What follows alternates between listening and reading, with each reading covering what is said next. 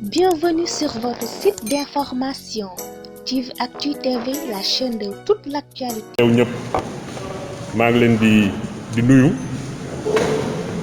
ñi nga xam ne ñëpp Ablaye tudd na leen léegi waaye ma ci ràññee rek le bureau municipal, le maire Massamba Diagne, le maire Gora Mbaye, tous les conseillers municipaux, inspecteur Diallo ñu koy nuyu di jàllale suñu nuyoo ci tout le corps enseignant nuyu ñi fi teew ñëpp. C'est vrai que dañu décidé woon tey def benn émission ndaxte bu leen fàtte ni Albourakh ak Albayane dañu am benn partenariat ak mairie depuis bi mbir mi tàmbalee tey ma waroon a def benn émission de synthèse par rapport à la gestion de la pandémie mu méngoo nag ak le 2 ñu war a reprendre les classes dinaa ci ñëw léegi comme ni ko président de la République décidé mën nañ def d'une pierre deux coups. Surtout que temps yi dafa am yoo xam ne nii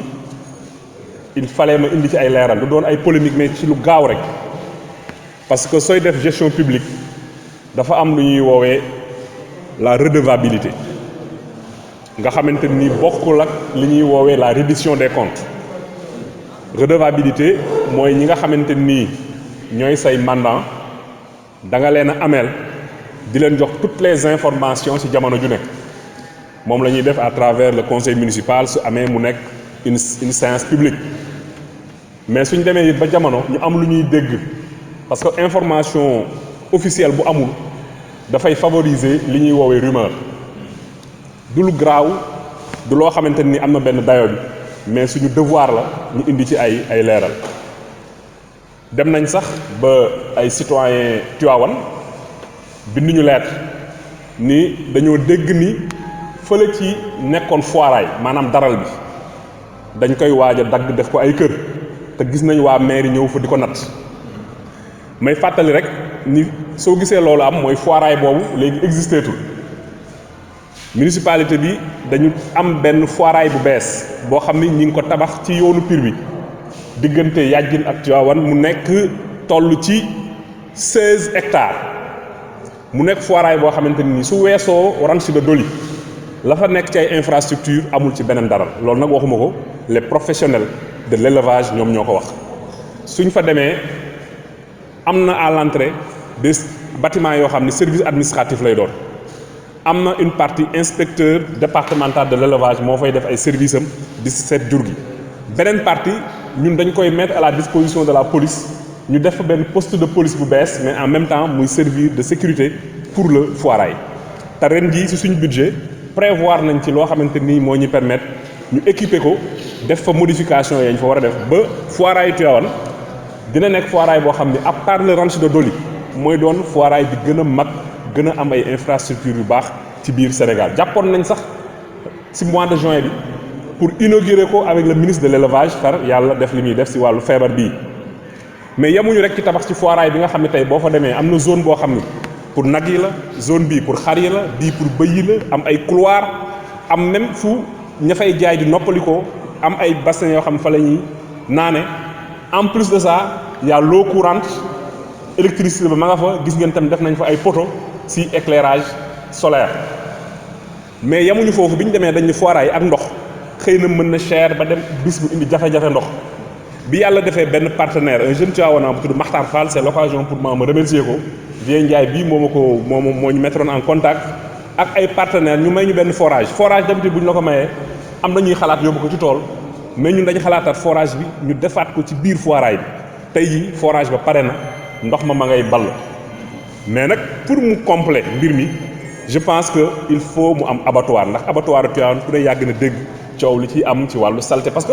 turu abattoir la mais en réalité nañ ko defaree woon benn local la rek bu ñu doon rendee xar. c'est vrai que ñun def nañ fa effort gas fa ay fosse carrelé ko mais chaque fois problème mi ngi doon persister sauf que dernièrement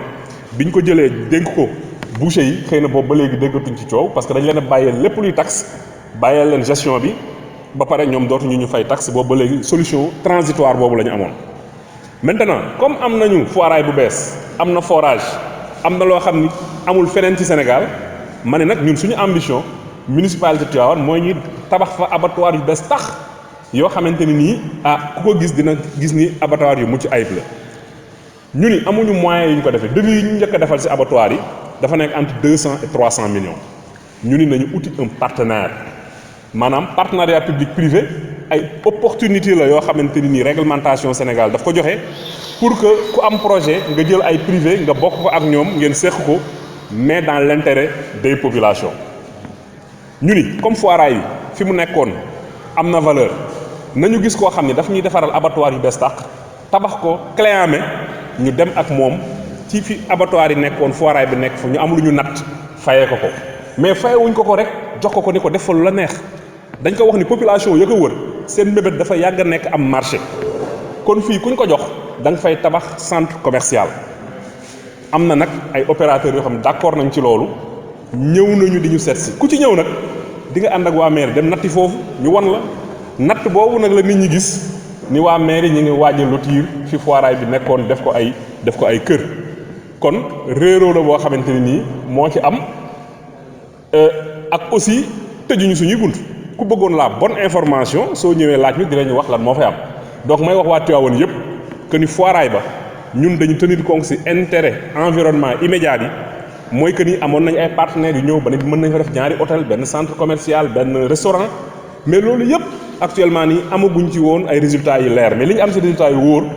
mooy abattoir yi am na 2 ba 3 prestataires yoo xam ne ñëw nañu ñu ngi ñuy defal offre def fa abattoir yu bees tàq am surpresseur am lépp lu abattoir bu bees di am suñ ko tabaxee ba pare ñu évaluer ko xool ñaata la dem xool valeur terrain parce que bu leen fàtte ne y a un décret buy wax zone bu ne mètre carré bi ñaata lay jar sur la base de ce décret là ñu calculer espace bi nu mu toll calculer espace bi nga xam moom lañ ko ci war a jox par rapport ak investissement bi mu def pour abattoir yi ñu fayee ko mais on est allé plus loin dañ ni ko ñoo lay wax li nga fiy def ndax population yi wër fii dañ soxla marché kon foofu dañ fay def un centre commercial ak bépp infrastructure d'intérêt public. kon vraiment loolu dama mu nekkoon lu ma bëggoon a indi ci leeral du ma ci sori ndax je pense que leer na nañ ci bopp nit ñi si par extraordinaire am na ku ci bëgg beneen leeral tamit soo ñu si poser question dinañ la répondre mais les citoyens tivaouanois yi seqoon lu ñuy woowee aar li ñu bokk binduñu nii ma leen ko waxee noonu laa ko bindee jox leen ko invité leen it ni leen nañ dem visiter ju foiraay bu bees bi pour suñuy wax ak nit ñi ñu xam def naa sooy critiquer tam boo gisee lu positif war nga ko mën a wax pour xam lan moo ci ne ñaareel bi invité naa leen ni leen lépp lu lëntati seen xel au lieu ñuy génn ci réseaux sociaux yi man nag yàlla may na ma ba comme man du ma dugg ci ay Facebook ak yooyu dañ may nettali rek bala ñuy génn di wax loo xamante ni demeewul noonu suñ ñëwee fii ils auront la bonne information et je réitère ce que je dis un maire n'est pas un maire de parti un maire waa Tivaouane yëpp la muy opposition muy pouvoir muy ku deful politique